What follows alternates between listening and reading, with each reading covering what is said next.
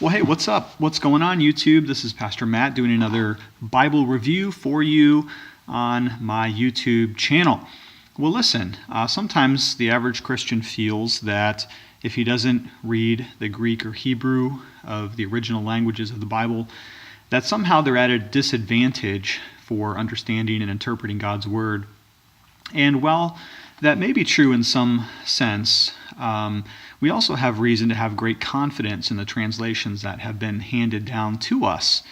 In the English language, we are the great benefactors of not only one great translation with the Venerable King James, but many translations in our language, the English language, which are of great benefit and treasure to us. And while many languages around the world, tribes and nations do not have any translations in their own dialect, we have many, and so we are of great benefit. We are great, ridiculously rich heirs, I suppose we should say, to the English language Bible translations. However, suppose that you've found that it's a time of your life where you're going to begin learning the Greek and the Hebrew, perhaps for scholarly reasons, perhaps for your own benefits and discipleship. What Bibles or resources should you get? Well, today in my video, I'm going to do a very brief review of several of the important ones that are available, certainly not the only tools that are available for scholarly study of the original languages, but let's go ahead and look at some of them.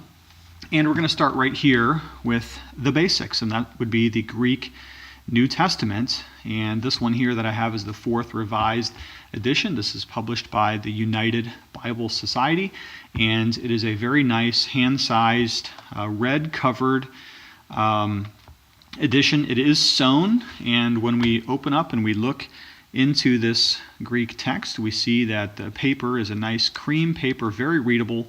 The font is quite large, and that's very helpful when you're learning another language, especially when the characters look strange. You're going to want to be able to get one that you can read fairly well. And so let's go ahead and just turn to a passage here that I already have pre-marked, and that would be the Lord's Prayer from the book of Matthew. And we can read right here, Pater hemon ha entois uranois agiasteto ta anamasu. Our Father, the one that is in the heavens, hallowed or sanctified is your name, the name of you. Eletheto ha basileasu, genetheto ta thalemasu. Hallowed be your name. May your will be done. May your will come. May your kingdom come, and your will, ta thalemasu, genetheto, may it come. Okay, so you know the Lord's Prayer. And you can see how sometimes when you're working through the languages, you have to modify the word order and things like that to try to smooth it out in the receptor language. And you'll get good at that as you advance in your Greek studies. By the way, all this down here, what this is, these are helps that come with you, with the book, that give you alternate readings and also inform you which of the ancient manuscripts have certain readings, okay? So that may be more or less helpful to you as a scholar. Probably less helpful when you're first starting off. Now maybe you say, okay, that's way too hard. There's no way I can just sit down and start reading something even as basic as the Lord's Prayer. What might you else do? And that would be to get an interlinear Bible, and that is going to have the Greek spliced in with the English translation.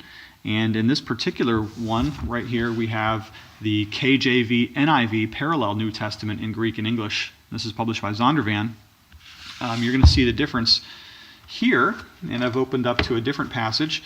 Here on this side, we have the Greek of the New Testament, and you can see underneath the Greek is the English, and it's kind of a choppy word-for-word translation where they place the word right underneath the Greek word that is given. Now over here you'll notice that this particular edition has the New International Version. This is the old 1984 set alongside the King James Version of the Bible, and these passages of course correspond with these. So here we go. Enarche, ein halagos, kai halagos, ein prostatheon, kai theos, ein halagos. Okay? In the beginning was the Word, and the Word was towards or with God, and God was the Word. Okay, so there you go. If you don't know all the words in the sentence, then Interlinear is going to have it right below. And so that's very helpful if you're especially learning how to translate from one language to the next. Okay, now I studied the Greek quite a bit as an undergraduate and then again during my seminary time, but my Hebrew language study was never as satisfactory as I could have wished. I did one of those early online Hebrew classes, and while I did enough to type in the answers and pass the course, I suppose, I never really learned it. And so more recently, I've been meeting with a Hebrew scholar on a personal basis, and we've been starting over from the Hebrew all the way back with the alphabet, and I'm finally getting up to the point where I can open up passages of the Bible and begin to read it. So I went out and I, of course, bought for myself a Hebrew Bible, and this is the one here, the Biblica Hebraica Student Gardensia. How do you like that? And again, this is published by the United Bible Society. Now you'll notice immediately here when we open up our Hebrew Bible, we got to do something different. We've got to go all the way to this side because Hebrew reads from right to left. And so if you open up a Hebrew Bible as though it were a regular book, you will immediately look the fool. Okay, because it goes this way. Bereshit bara Elohim et hashamim va'et ha'eretz. In the beginning, created God. God created the heavens and the earth. There it is, Genesis 1:1. Now you'll notice that this Bible looks a lot like this one over here because they're of the same publisher. The font is decently large and the paper is cream. Very nice Bibles. And once again, you notice the scholarly apparatus down here at the bottom of the page, mostly textual notes and things that will be primarily irrelevant to everybody but the most technical academic scholars. Okay, so again, that's going to be pretty advanced for a lot of us to work through the Hebrew. So how about this? Actually, let's save this one for last. Let's go to this one right here, this big, huge Interlinear Bible. This is a Hebrew and Greek English Interlinear. This is published by Hendrickson Publishers, and you can see this thing is half as big as my arm here, so this is a very large book. And when we open it up, the advantage of this one is going to be that it has both the Hebrew from the Old Testament and it also has the Greek of the New Testament. So my advantage is now I've added both Hebrew and Greek in the same volume. But you're going to see some disadvantages right away, and that is that our font size has been reduced significantly, making it pretty hard to read those original languages. Okay? Now this book has another advantage here, and that would be a literal translation done by J. Green.